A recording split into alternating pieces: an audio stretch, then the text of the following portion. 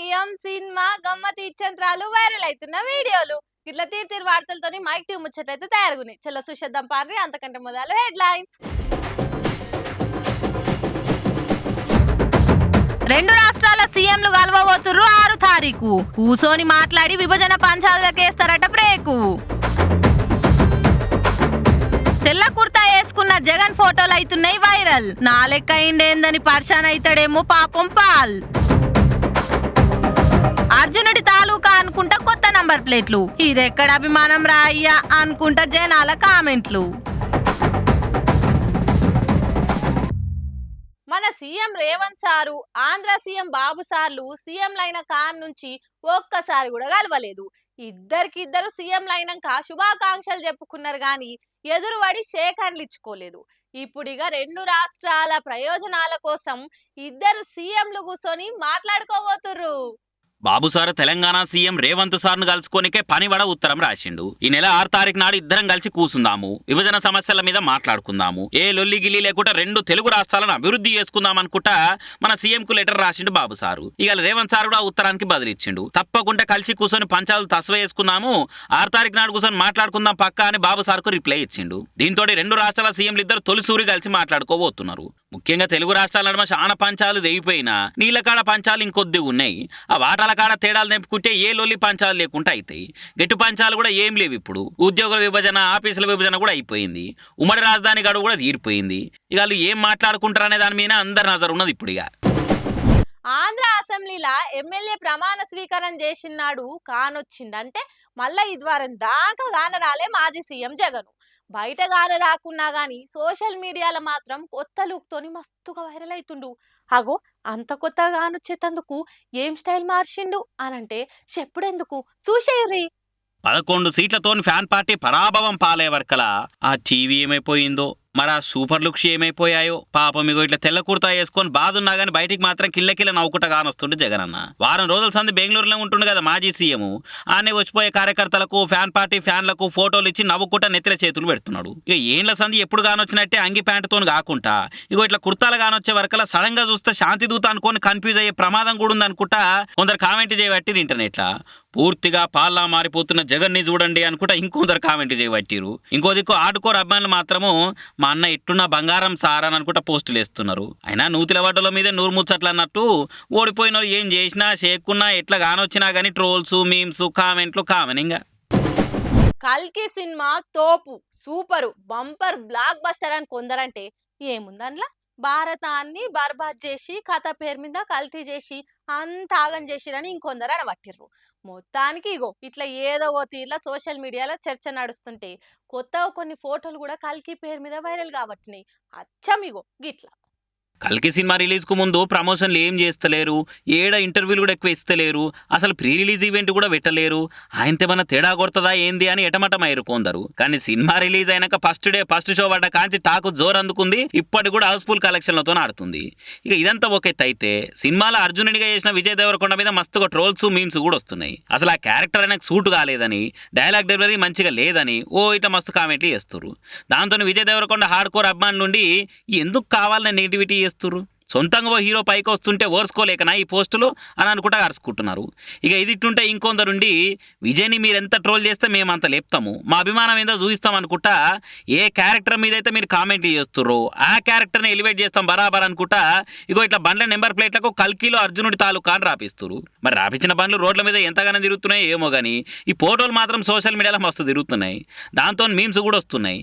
మీరు అర్జునుడికి చుట్టాలా అని కొందరంటే కురుక్షేత్రం మీ మండలం సైడ్కి ఇట్లా అయిందా అనుకుంటా ఇంకొందరు కామెంట్లు వేస్తున్నారు. మొత్తానికి ఏదో ఓ తీరైతే కల్కి సినిమా పేరు మీద సోషల్ మీడియాలో సందడి ఉన్నది పోరి. కానీ మొన్నదాకా AP deputy CM Pawan Kalyan జయంగా పిఠాపురం ఎమ్మెల్యే గారి తాలూకా మాత్రమే మస్తుగా వైరల్ అయినాయి. ఇగో ఇట్లా ట్రెండ్ను ఫాలో అవుతుంటా ఏ టాపిక్ హాట్ టాపిక్ అయి కూర్చుంటే దాని మీద ఇట్లా నెంబర్ ప్లేట్ తీస్తున్నారు. ఇక నేను రాజన్న బిడ్డను, అన్యాయం జరిగిన ఆడబిడ్డను అనుకుంటా ఏపీ ఎలక్షన్ ప్రచారంలో గానొచ్చిన షర్మిలక్క ఫలితాల తర్వాత పత్తాలేదు.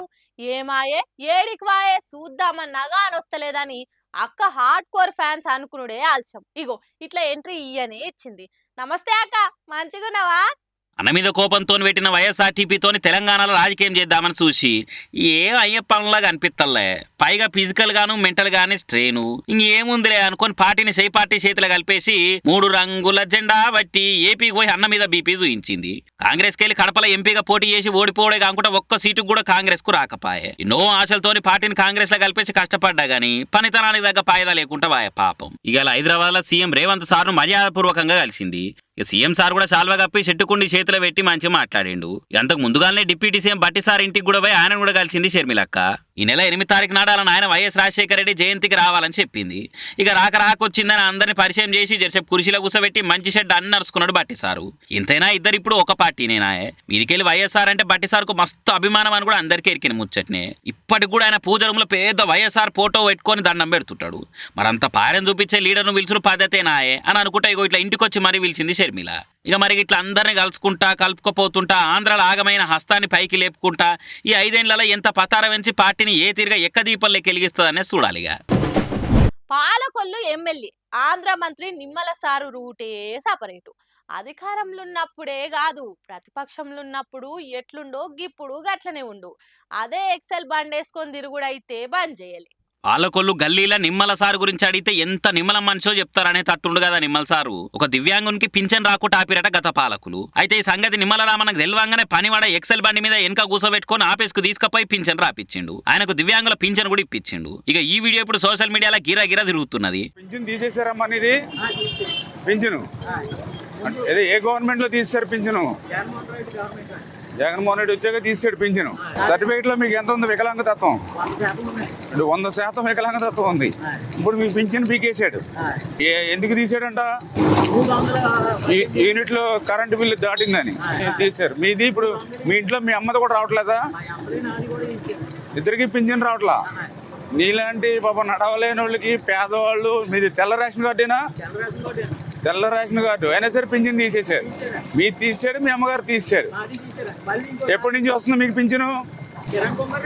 కిరణ్ కుమార్ రెడ్డి నుంచి. ఈ జగన్మోహన్ రెడ్డి వచ్చాక పీకేశాడు. మరి నీలాంటి పేదవాళ్ళ మీద, దివ్యాంగుల మీద మరి జగన్మోహన్ రెడ్డికి కనీసం కనికరం లేదు, అంత కక్ష. కూడా పింఛన్లు వంచేటప్పుడు లబ్ధిదారుల కాళ్ళు కడిగిండు. ప్రతిపక్షాలు ఉన్నప్పుడు ఆఫీసర్లు పట్టించుకుంటలేరని మోరీలు ఎత్తిపోసిండు. సైకిల్ మీద ఇల్లు తిరుగుకుంటా ఏం సమస్యలు ఉన్నాయో చెప్పురు అనుకుంటా అరుచుకున్నాడు. అందుకేనేమో జనాలు మళ్ళా రామననే గెలిపించినట్టున్నారు. మొన్ననే బళ్ళు షురు అయ్యి సర్కార్ టీచర్లకు ట్రాన్స్ఫర్లు అవుతున్నాయి. ఇక మొన్ననే ఓసారి వేరే ట్రాన్స్ఫర్ అయిపోతుంటే పోరగాళ్ళంతా కాలం మీద పడి ఎట్లా ఏడ్చిర్రో చూస్తుంది. అదే ఘోరం అంటే అంతకంటే ఘోరం ఏడుస్తురు ఈ పోరలు. ఓయమ్మనే ఏం దుఃఖము ఏం ఏడిపిది, ఇంతగానం ఏడుస్తురు పోరలు. అస్సలు ముచ్చటేందో ఎందుకు ఏడుస్తారో తెలిస్తే మటుకు ముక్కు మీదే లేసుకుంటారు. ఈడ నడిమిట్లా ఓ టీచర్ అమ్మగాని వస్తుంది చూసిర్రా. Siddipet Kalakunta upper primary school teacher అట ఈమె. ఇక ఈ టీచర్ కు వేరే ఊరు ట్రాన్స్ఫర్ అయిందట. ఇక ఇడిచిపోతున్న పిల్లలు మంచిగా చదువుకోరి బిడ్డ అని ఆటా చెప్పనీకొస్తే వద్దు టీచర్ వద్దు, మమ్మల్ని ఇడిచి ఏడికి పోకురి అని ఎట్లా శోకం పెడుతురు చూడుర్రు అందరూ.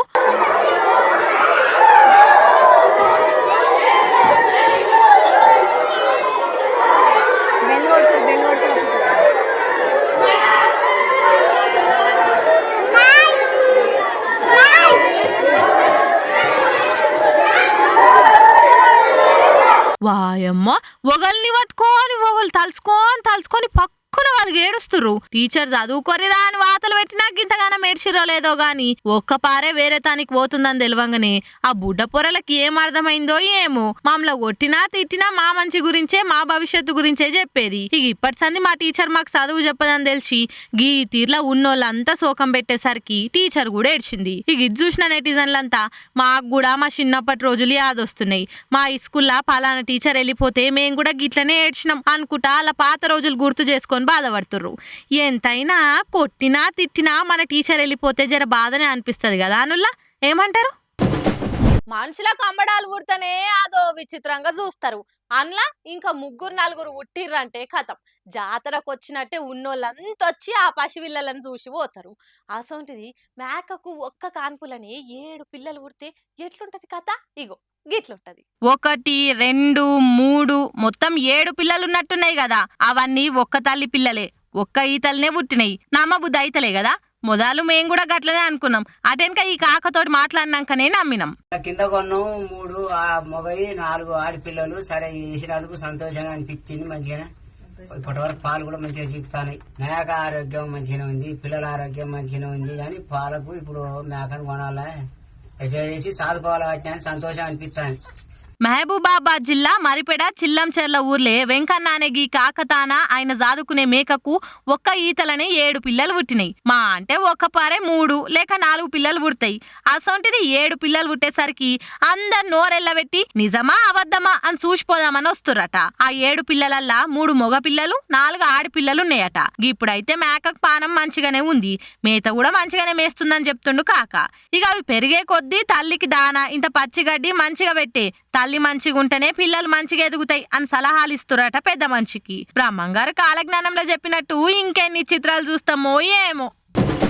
సుశీలానిలా నేను పట్టుకొచ్చిన ముచ్చట్లు ఎట్లనేయో ఇంకెన్ని ముచ్చట్లతోటి మళ్ళా కలుద్దాం. అప్పటిదాకా చూస్తూనే ఉండ్రి మైక్ టీ ముచ్చట్లు.